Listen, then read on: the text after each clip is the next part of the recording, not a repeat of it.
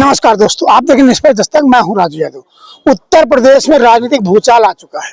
Samajwadi party में लगातार किसी न किसी संगठन के लोग लगातार मीटिंग कर रहे हैं, मुलाकात कर रहे हैं और कहीं न कुछ दल का समायोजन भी सपा में हो रहा है। आज मेरे साथ समाजवादी पार्टी में राजभर समाज से अलग सुहेल जो राजभर समाज से अलग होकर किसी पार्टी आए, उनसे पूछो खुद किस पार्टी से आप लोग। मैं आपके चैनल के माध्यम से आपके दर्शकों को मैं सादर प्रणाम करता हूं। मैं एक संगठन चलाता हूं जिसका नाम है अखिल भारतीय मुस्लिम गौरिया समाज और उसके मैं राष्ट्रीय अध्यक्ष निसार अहमद जी हूं।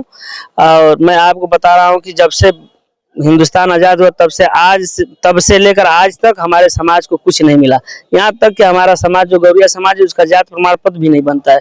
मैंने राष्ट्रीय अध्यक्ष जी से मुलाकात किया और अपने समाज के बारे में बात किया। राष्ट्रीय अध्यक्ष जी ने आश्वासन भी दिए और कहे कि ठीक है, जब 27 में हमारी सरकार आ रही है तो मैं आपके जात पर विचार करूंगा। और मैं अपने समाज के लोगों से ये कहना चाहता हूं कि जो जातिगत जनगणना होने वाला है उसमें आप चढ़ बढ़ कर हिस्सा लीजिए और अपने गौरिया समाज का ही नाम दर्ज कराइए। इस गौरिया समाज किस कैटेगरी में, ओबीसी, एससी, एसटी किस में आएगा? देखिए, ये तो आना चाहिए कम से कम एससी में, मगर मुसलमान में एससी नहीं होता है तो बैकवर्ड में हो, मगर इसका कम से कम जात प्रमाण पत्र बनना शुरू हो जाए गौरिया समाज का, गौरिया के नाम से। देश को आजादी 75 साल से ऊपर हो गया है और अभी तक आप दावा करें आपके समाज को जाति प्रमाण नहीं जारी हो रहा, तो कैसे विकास होगा? ऐसा है कि हमारा समाज जैसे खाना बदोश की जिंदगी जीता है। आज यहाँ है, कल वहाँ है, परसों वहाँ है। इसलिए हमारे समाज का कोई आज तक कोई रूपरेखा नहीं है। आज भी आप देख सकते हैं तो जहाँ भी हमारा समाज है वहाँ आदिवासियों की तरह उनका बच्चा पढ़ा लिखा नहीं है और बहुत निचले स्तर के हमारे बिरादरी के लोग हैं। सरकार से आज मुलाकात क्या आश्वासन दिया आपको? आश्वासन दिया कि मैं आपके जातिगत जनगणना में आप लोग बढ़ चढ़ कर हिस्सा लीजिए। मैं आपके जात के बारे में मैं आपकी आवाज उठाऊंगा। सरकार बनने के बाद क्या करना, आपकी कैटेगरी डिसाइड करेंगे? बेशक करेंगे। कहे हैं कि 27 में सरकार आ रही तो मैं कैटेगरी का डिसाइड करेंगे। 27 में चुनाव होने होगा, आप लोग क्या करेंगे, क्या रणनीतिक साथ समझ में जाएंगे समाज में? मैं जो आज यहाँ माननीय अखिलेश जी ने जो हमको आश्वासन दिया है वो उसी आश्वासन पे हम लोग काम करके और मैं उनको मेरी जात और राजभर समाज के लोग उनको सरकार सत्ते में लेकर जाएगी। गौरिया समाज के लोग उनके साथ कदम में कदम मिलाकर चलेंगे और अपने मान लीजिए कि उनको 27 में सरकार में लेकर जाएंगे और उनसे अपनी जात का। आपका क्या नाम है भैया? मेरा नाम लल्लन राजभर है और मैं सुहेलदेव स्वाभिमान पार्टी का प्रदेश प्रवक्ता हूँ। जी, आप प्रदेश प्रवक्ता हैं, इससे पहले राजभर पार्टी में थे। क्या कारण है कि आप लोग अलग हुए? अच्छा, आप पत्रकार महोदय पत्रकारिता करते हैं, सबसे पहले तो आपका भी बहुत बहुत स्वागत है हमारी तरफ से। देखिए, अलग होने की नौबत कब आती है? जैसे मान लीजिए कि परिवार एक होता है, पार्टी एक परिवार ही होता है, तो उसमें कार्यकर्ता, नेता और जो बड़े पदाधिकारी हैं सभी लोग मिलकर मेहनत करते हैं। सबका कहीं ना कहीं हिस्सेदारी होता है। जब आदमी सत्ता शासन में जाता है तो कहीं ना कहीं उसका मान सम्मान होता है, लेकिन ये उनसे अलग होने का कारण जैसे आपने पूछा, मैं बता रहा हूं कि ये जो है सिर्फ हम लोगों से वर्क करवाते थे, काम करवाते थे पार्टी का, और जब बाकी चीजों की व्यवस्थाएं लेना थी तो अपने बेटा बेटी अपने लोगों को, जैसे जो पैसे वाले लोग हैं, कहते हैं कि राजभर के पास कहाँ है ये व्यवस्था। राजभर समाज ने अपना नेता चुना, लेकिन जिस नेता को वो क्या कारपोरेट हो गया क्या? देखिए, वो हम ड्रामेबाज हो गए हैं, समझ रहे ना, वो ड्रामेबाज हो गए हैं। उनके ड्रामा से राजभर समाज तंग आ गया है। अब उनका साथ बहुत तेजी से छोड़ रहा है और सुहेलदेव स्वाभिमान पार्टी का जो नेतृत्व कर रहे हैं माननीय श्री महेंद्र राजभर जी, उनके साथ तेजी से जुड़ रहे हैं लोग। और हम लोग का गठबंधन है समाजवादी पार्टी माननीय श्री अखिलेश यादव जी के साथ में। सुहेलदेव पार्टी में आप रहे, ओम प्रकाश राजभर लगातार सपा सुप्रीमो अखिलेश यादव पर आरोप लगाते रहे कि ये लेन देन करते हैं, कुछ घोटाला करते हैं, पैसा लेकर टिकट की, इसकी सत्यता क्या है?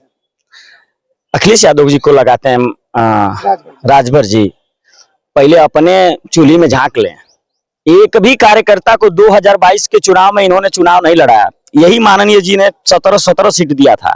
17 सीट में सिर्फ अपने लड़े, अपने बेटा को लड़वाए। और मैं आपको बता देना चाहता हूं कि 15 की 15 सीट सौदेबाजी करने का काम किया। और एक भी कार्यकर्ता चुनाव नहीं लड़ा। आप बताइए कि किसी दल का कार्यकर्ता चुनाव लड़ेगा तभी तो कार्यकर्ता को पहचानेगा ना। वो कार्यकर्ताओं को न लड़ाकर उन पूंजीपतियों को लड़ाया जो हमको पहचानते तक नहीं। हम अपना खून पसीना बहाते हैं, हम जिंदाबाद मुर्दाबाद हम करते हैं, डाठी डंडा हम खाते हैं, चटाई दर्री हम बिछाते हैं, कुर्सी हम बिछाते हैं, अपनी माँ बहनों को ट्रैक्टर टाली में भरकर हम रैलियों को सफल बनाते हैं। और जब बात आती है हिस्सेदारी देने की, हक की, चुनाव लड़ाने की, तो आपको पूंजीपति मिलते हैं। आप अलग हो गए हैं 2027 के चुनाव में, क्या धूल चटाएंगे? आप शायद एक चीज नहीं जानते हैं, 2 चुनाव में हम लोग का उनसे सामना हुआ है और ऐसी पटकनी दिए हैं हम लोग कि उनकी पैर तले जमीन खसक गई है। एक घोसी का उपचुनाव आपने जाना होगा, अगर देखा होगा टीवी से, तो वहां युद्ध चल रहा था, चुनाव नहीं, युद्ध कह लिए, हाँ युद्ध स्तर पे। और वहां सबसे ज्यादा हम लोग मजबूत है। मैं घोसी विधानसभा से आता हूं और घोसी लोकसभा से। घोसी लोकसभा फिर उनका बेटा चुनाव लड़े हैं इस बार घोसी लोकसभा से। आपको बता रहा हूं कि 2 लाख के एबव से उनके बेटा को चुनाव हम लोगों ने हरवा दिया। इसलिए हरवा दिया कि आप अपने बेटा को न लड़ाकर अगर किसी और कार्यकर्ता को चुनाव लड़ाते तो शायद वो जीत जाता। लेकिन अब लिख कर मैं देता हूं कि आने वाले समय में वो अपनी सीट नहीं बचा पाएंगे। और जो अपने बेटा के लिए सपना देख रहे हैं, हमको तो लगता है कि आजीवन उनका बेटा चुनाव नहीं अब जीत पाएगा। यानी आप लोगों ने जिस पार्टी को मजबूत किया, सुहेलदेव राजभर पार्टी को मजबूत किया, ओम प्रकाश राजभर के नेता बने, अब क्या उन्हें मजबूर कर देंगे? मजबूर तो होना ही पड़ेगा, क्यों नहीं होना पड़ेगा मजबूर। आप बताइए ना कि आप सभी लोग मेहनत कर रहे हैं, अकेले आप खाओगे तो परिवार चलेगा? आप बताइए ना पत्रकार महोदय, अगर मान लीजिए कि पूरे लोग मेहनत कर रहे हैं और अकेले आप खा रहे हैं, अपने बच्चों के लिए रख रहे हैं, अभी आज भूखा मर रहा है कोई, आप अपने बच्चों के लिए 2 साल के लिए अनाज रख रहे हैं, तो ऐसा नहीं चलता है ना, परिवार ऐसे टूटता है ना। यही कारण रहा कि उन्होंने कार्यकर्ताओं को सम्मान नहीं दिया, कार्यकर्ताओं को साथ लेकर चला नहीं और हमेशा कार्यकर्ताओं के साथ दगाबाजी काम करने का काम किए। अब ओम प्रकाश राजभर से अलग होकर नए दल में शामिल किया, नए दल का अपने सपा के साथ आए हैं। सपा पे मेरी यही आरोप लगता है कि परिवारवादी है, इससे कैसे नहीं जा पाएंगे? देखिए,